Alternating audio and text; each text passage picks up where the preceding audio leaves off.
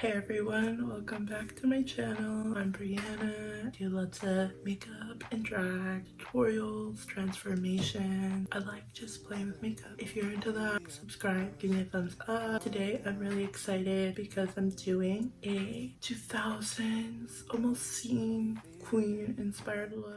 Big juicy, big juicy, big juicy, big juicy, big juicy, big juicy.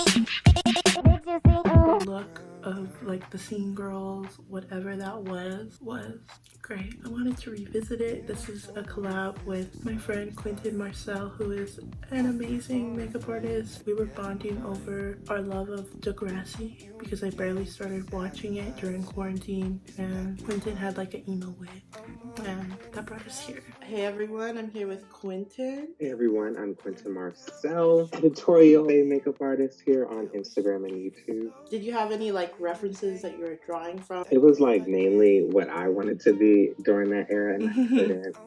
Had to be a preppy kid, but Yeah. My Chemical Romance, obviously, Paramore, all the good things. 30 Seconds to Mars was like my top band. Yes, I wanted to capture that emo scene feel. I went a little more punk with it, so I wanted to get a little darker this time. Did a little smoky moment. Yeah, gloss on the lid. We love it. We love to see it. A nice clumpy lash.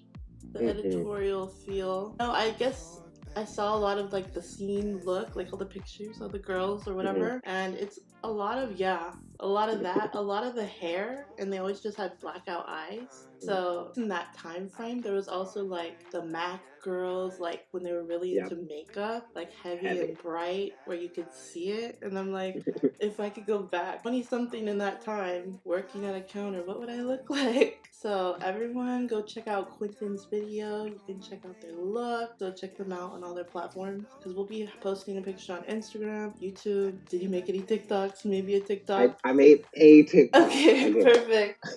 So everyone can check that out. Thank you, Quentin, for being here. Thank you. And let's get into it. So for this look, I wanted to keep true to that 2009 through 2011 look. So the brows are really thin and dark, and I'm using the Maybelline pencil, which is so full coverage and really good, and a micro filling like pencil for the front of my brows.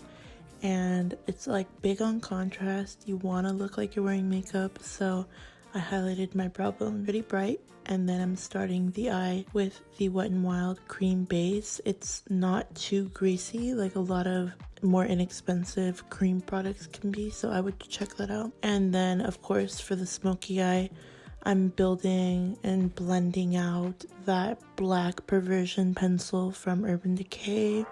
And as I blend, I'm being really mindful to do a more rounded shape on the outer corner. In that era, like it was all about a more round looking eye, whereas opposed to like 2020, everyone's trying to look cat eye, but we're definitely going for a more round shape. And of course, I'm just reinforcing those same colors that I laid down a cream base for with a powder shadow, and pressing that in to really get full opacity. This era of makeup, you know, you want to look like it's there. This ALyssaEdwards palette, if you're able to find it, because they're in like Marshalls, TJ Maxx now, it's bomb. I would 10 out of 10 recommend. And then of course lining the eyes with the same Perversion pencil. Then I started my base. I basically did a normal base, but the concealer is super white. I got this when I was working at Sephora, and it was just too fair, and I finally decided to use it. And I think it's perfect for nostalgic looks when I really want that good amount of bounce. Like, it's not a huge amount of coverage, but it is so fair, and I feel like it suits exactly what I'm going for. And blending the edges with my foundation, I used Fenty, the one before 300, it might be 290. When it comes to using really bright like highlight colors, like I added some white in there. I used little eyeshadow brushes just to touch that right where I want it. And also like when it comes to the nose contour, same teeny brushes as well to be really precise. And then I went in with blush. I believe I used the Stun on the Paint, their neon pink one, and just making sure everything's blended before I set it down. And off camera, I went ahead and set my under eyes with Lauramercier, and then just followed with blush and bronzer to set those outer perimeters of my face.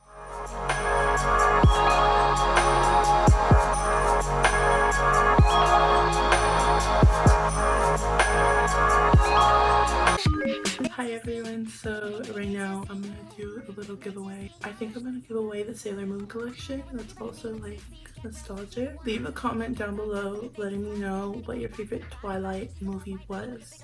I'm not gonna be biased to any of the comments but New Moon. I just have to say it's the best. That's the only point I have to make. And leave your Instagram in the comments so I can message you whoever wins. And good luck. Now another huge thing that's kind of died out, the whole shimmery inner corner highlight. I used the hauslabs, so it's like a blue liquid shadow, and the Fenty Diamond Balm layered. Then for the lip, I wanted a true cool tone pinky, so I used the fuchsia from Missfamebeauty and Milk's holographic gloss, and that was my look. And that was the video.